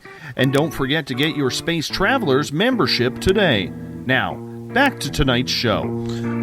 Welcome back to the final half hour of Spaced Out Radio tonight. I am your host, Dave Scott, and you're listening to the mighty Spaced Out Radio tonight. Thank you so much for tuning in. If you are listening in at our new syndicate, SHR Media, in the Spaced Out Radio chat room, Paranormal Into the Night, or Paranormal Forum, we really appreciate you guys taking the time with your great questions and your great listening skills. Really appreciate it on this end. Laura, who just called in, if you're still listening, I did pass your phone number on to Ron. He will be giving you a call to get more information. What a great story you had. Thank you so much for calling in and telling us that. The only reason why I had to take you off the air was because we were getting closer to a break. But thank you so much for sharing. I love hearing people's experiences. That's what this is all about. Tomorrow night on the show, we are going to talk more Bigfoot. Rebecca Coit, Bigfoot investigator, will be with us to talk to us about the big, hairy beast. Absolutely love it. If you want to follow us on Twitter, you can do so at Spaced Out Radio. Give our Facebook page a like, Spaced Out Radio Show. You can also follow us on Instagram, Dave Scott, SOR. All of our archives, if you want to hear previous shows, are on our YouTube channel, Spaced Out Radio Show. Please hit the subscribe button to that. And our website is spacedoutradio.com. We bring in the crypto guru, Ronald Murphy, for the final time tonight. Ron, thank you so much for being with us. Hey, I am so glad to be here, and I cannot believe we only have about another 27 minutes to go. I know. They go quickly. From Paranormal Forum, Roz has a question for you. He says, Ron, have you ever seen the movie Jeepers Creepers, and do you believe it's based on the Mothman sightings? You know what? The director of Jeepers Creepers obviously knew what he was doing to go right to the heart of what fear is, and I think that he drew on a lot of different type of motifs, and undoubtedly the Mothman was included in that as well too. I remember seeing it for the first time, back when it first came out, and it was just one of these types of very frightening, claustrophobic type of creature flicks, and without a doubt, the guy was drawing on all these different types of legends of flying humanoids. Very effective. Roz also has a secondary question in regards to Mothman. He's wondering what your thoughts are on the two photos that show something that looked like the Mothman around the Twin Towers on 9/11.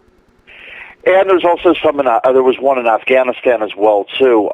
Now, anytime you have photographic evidence in today's day and age, so much photoshopping going on, you almost have to think that you have to think hoax first or some sort of manipulation first. But I'm one of these people that wants to believe, but I'm also very skeptical, because whenever you're scrutinized by science, you're going to be asked some pretty hard questions. So, in that regard, I would say that these creatures are seen before wars, before calamities of one kind or the other. If there was a photograph out there that purports to show a Mothman in the vicinity before the Twin Towers fell, it would be well within the nature of this creature to appear for such an event. And if somebody was capable of photographing it, then that would make sense to me. But it would have to withstand a lot of intense scrutiny of that particular photograph before I would classify it as tangible evidence. But these are things that happen. The Mothman is like a banshee now that screams to us that something very, very bad is going to happen, and we are basically helpless. We cannot control the situation. It's going to happen, and the Mothman is just simply there to let us know that something terrible is going to befall us, and it's out of our control. But I would think that these things are occurring. I'm not sure if we have any photographs of them, however. 1-702-302-4556 is the call-in number if you have a question for the crypto guru, Ronald Murphy himself. 1-702-302-4556. An interesting question from Nisa in Hawaii. Ron, what do you know about the cryptid Ninjin? Or Ninjin? Ninjin? This is a new one to me. I do not know anything about this, so I am going to be educated on this. Is she going to be able to fill us in on this? I'm not too sure. Nisa, if you're still around, call in 1-702-302-4556. Next week, when we have Rob Morphy on, the crypto historian, he's usually into those creatures that are a little bit more obscure. And I know you've talked to Rob a couple of times, Ron. It's quite interesting, the creatures that he figures out. That's exactly right. Yeah. Now, when we're talking about Hawaii and that whole area, whenever we're starting to get into a very different mythological system than the European one that I am particularly focused. I've even studied in England and Scotland. So like my worldview is very concentrated to that particular area. So when we're talking about Hawaii, we're getting into the Pacific Islands and all these different mythologies that I unfortunately I'm not as up to date on as I should be. But I like to. My particular area of expertise is the British Isles, that area. So, but I do apologize because she got me stumped on that one. Well, you know what this means, Ron? Road trip. We got to take a road trip. That's right. Joe in Paranormal Into the Night had a very interesting comment here. It's not really a question, but I think it's worth saying. Joe says supposedly aliens have underwater bases. Perhaps the mermaids are an engineered life form that they use. Again, I had never heard. Your listeners are amazing. I had never heard of that one before either. They might not even be engineered. They actually could be the inhabitants of these UFOs. That's a very interesting thing, because whenever you look at a mermaid, although they are immediately recognizable, they are also completely alien to our realm, aren't they?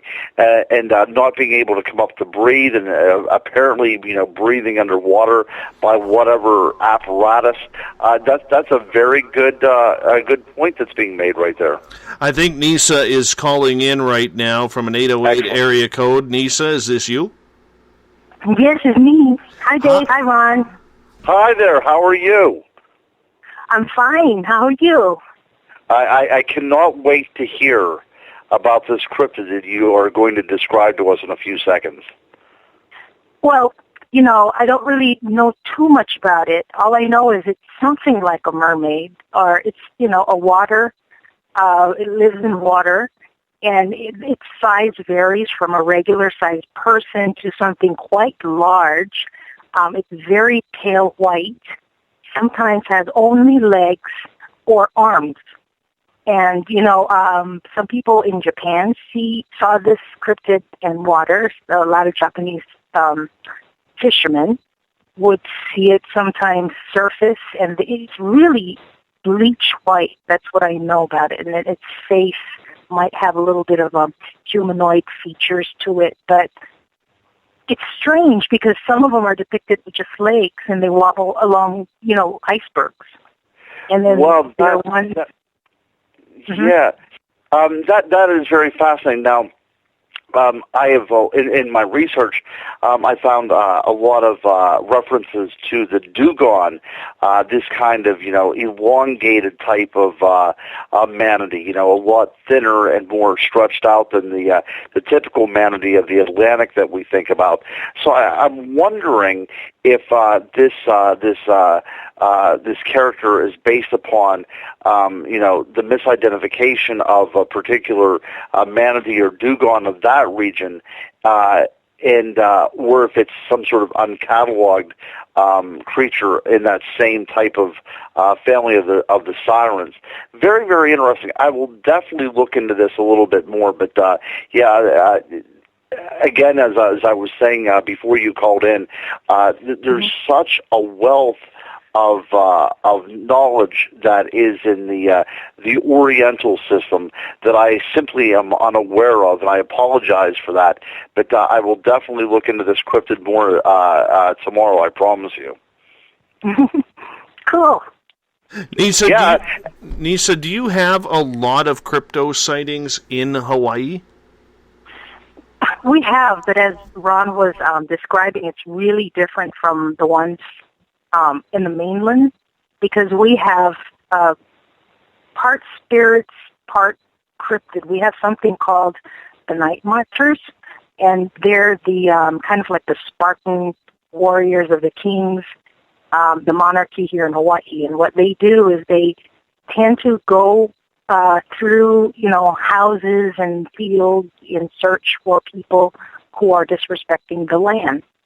And in the old stories, they were the ones, when the islands had their own kings, the King Kamehameha, the main guy on the big island, sent these Spartan guys to go and kill all the other kings by, running them up the cliff and throwing them down and just totally annihilating them. And their ghosts became these big groups of warriors that would just walk through the land. And I've experienced just the smell of it, but you can tell when they're coming towards you because you can hear the conch shell and You can just feel and smell the rotting, this really odd smell.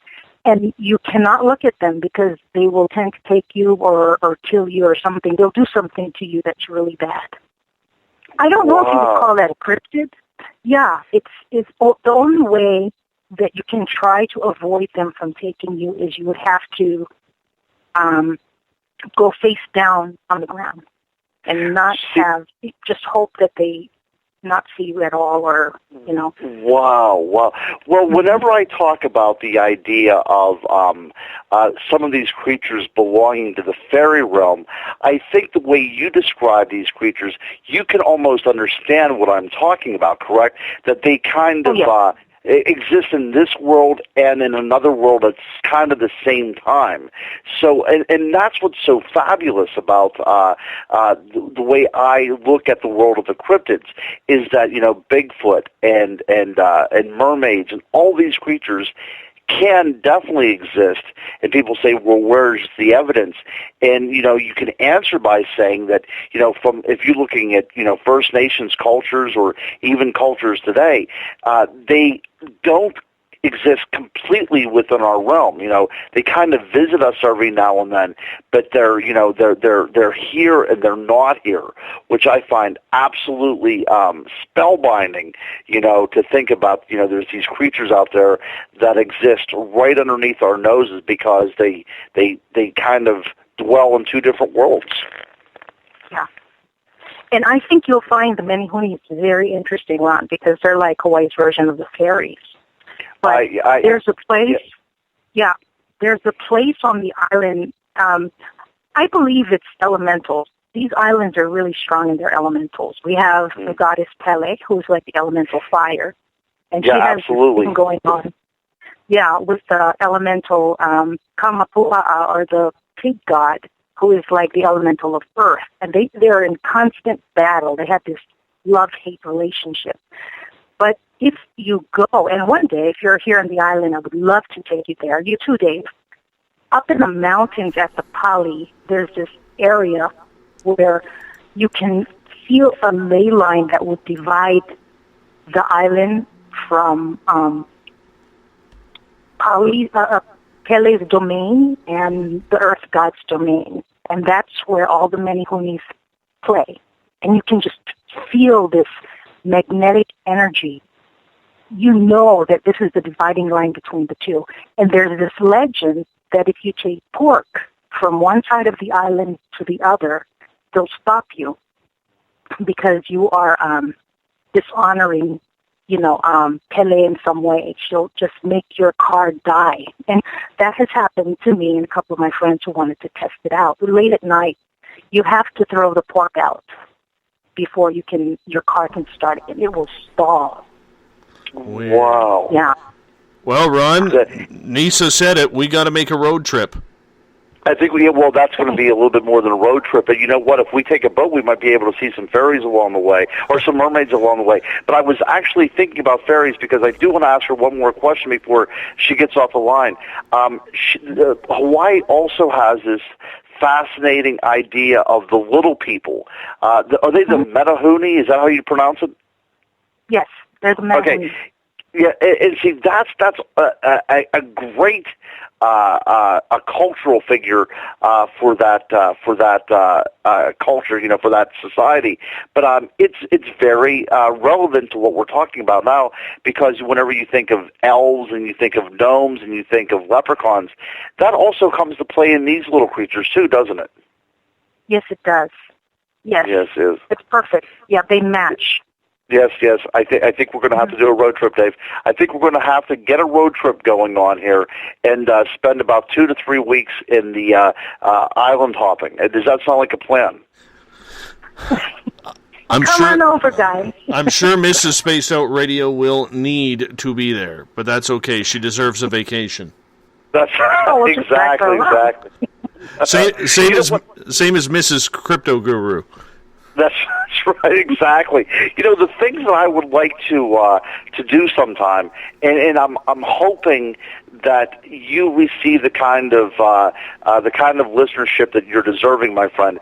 But I would love to take this show sometime to an actual location as part of an investigation and do a live show in the midst of an investigation of some kind. I think that would be something that is tailor-made for you, and with so many listeners and so many knowledgeable listeners, could you imagine the feedback and the kind of information that we would be able to obtain as we were doing our actual research? Oh, I know. It's a lot of fun, man. A lot of fun. Nitsa, thank you so much for calling in tonight. I really appreciate you taking the time to answer the call. You take care. Thank you very much. Thank you. Take care. Bye. Bye. Bye-bye.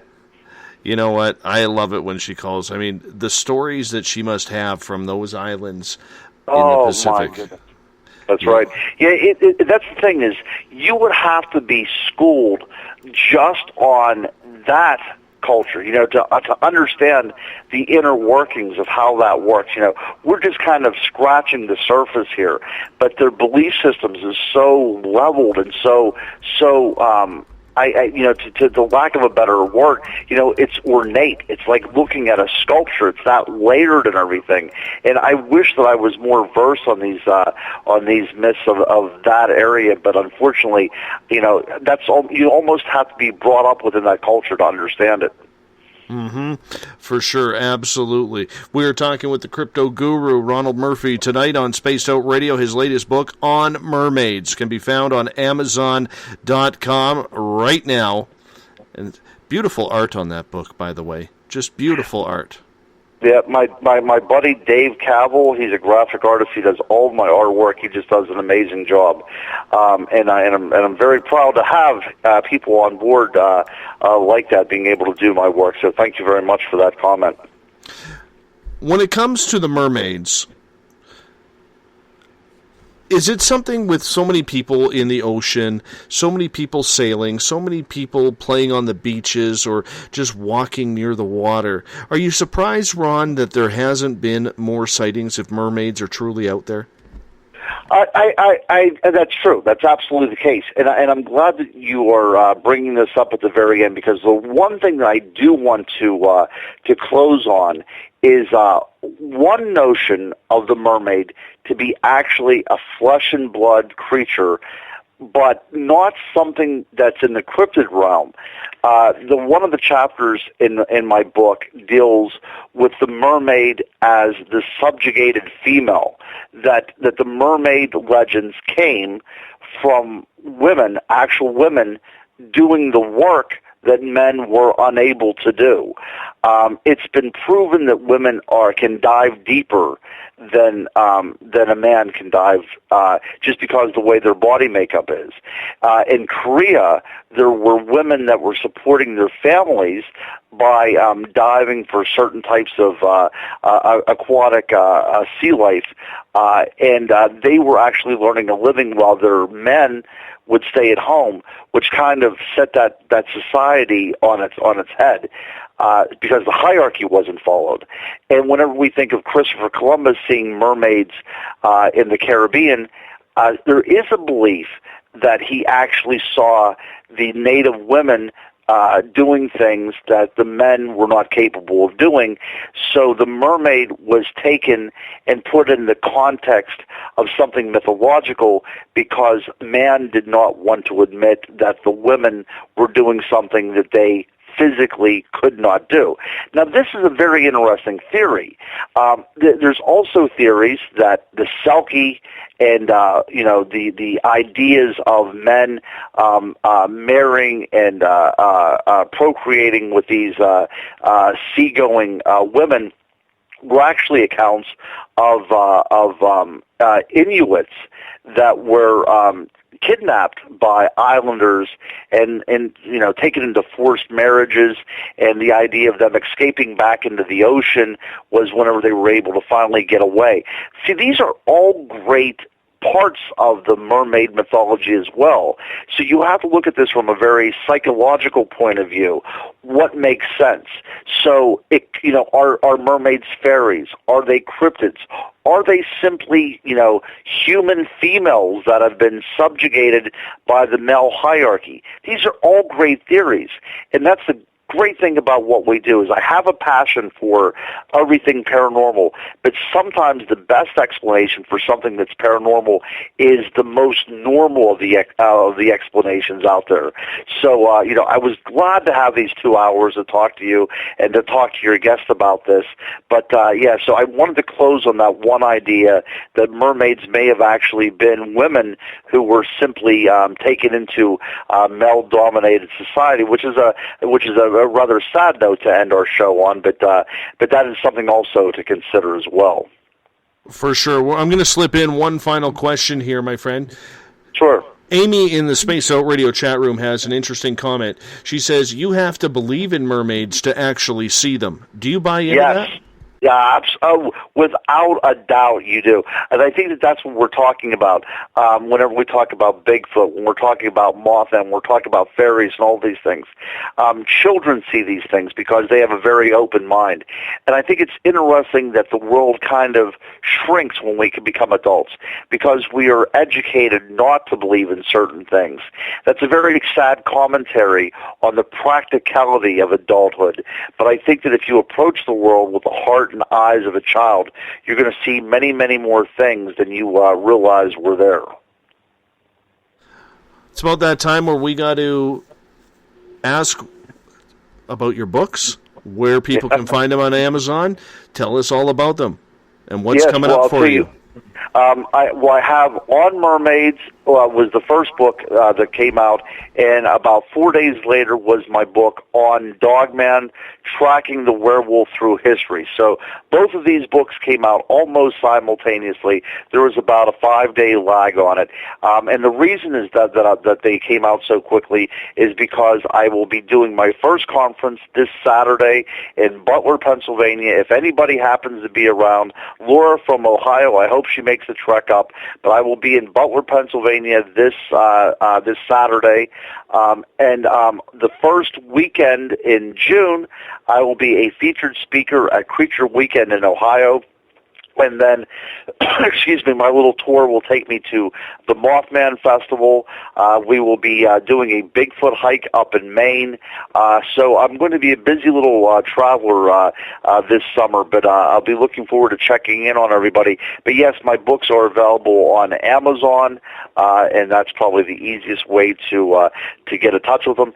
You can like me on Facebook at Ronald L. Murphy Jr. That's my author page, and anybody's feel free to contact me at my email address, which is Ronald L. Murphy Jr., Ronald L. Murphy Jr. at yahoo.com. And, of course, you can follow me on Twitter at Crypto Guru Ron. So that's everything you need to hear about me in a nutshell. Well, buddy, I guess we'll talk to you in just over 1 month from now on May 11th, which is the second Wednesday of the month. Always a pleasure to have you on the air with us, Ron. You're a hell of a guy, and you're so knowledgeable, and you make us all a little bit smarter listening to you, my friend. Well, you know what? Actually, I was educated tonight as well too. So I thank you and your listeners for putting a couple other couple of cryptids into my site. So hey, thanks, guys. I appreciate it every time I come on here. You guys are the best, and thank you very much, my friend. And we'll talk to you very soon. Talk to you very soon. Ronald Murphy tonight on Spaced Out Radio, the Crypto Guru, as he has done his monthly appearance already. Wow, that went fast.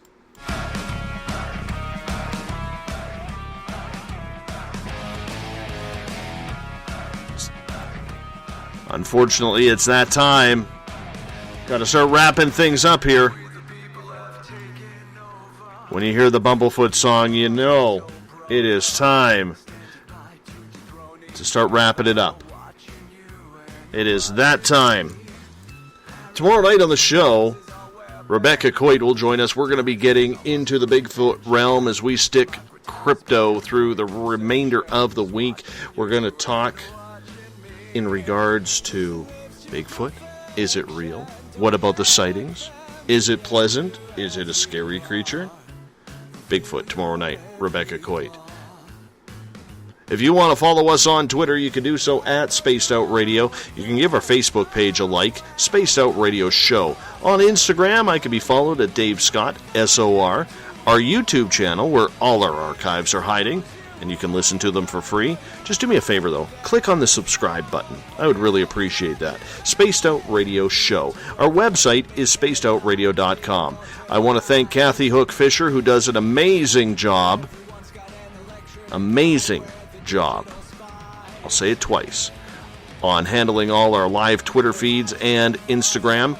Thank you so much, Kathy. Hey, Monday night, we are going to 3 hours. The Groovy Bean, Yvonne Palermo, will host the first hour. And then follow it up with a little Spaced Out Radio action. That is tomorrow night on next Monday on SOR. Hey, I want to thank everyone in the Spaced Out Radio chat room, Paranormal Into the Night, Paranormal Forum, and at SHR Media, our first syndicated station that we are broadcasting on. Always a pleasure. Thank you so much for being with us. We'll talk to you in exactly 22 hours. This is the new totalitarian state. 1,000 eyes are waiting for you to break.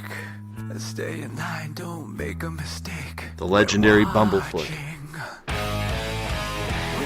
Go to spacedoutradio.com to learn more about Ron Bumblefoot Thal's music.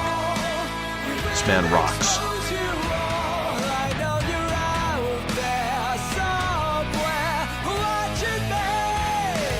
Talk to you tomorrow night, Space Out Radio fans.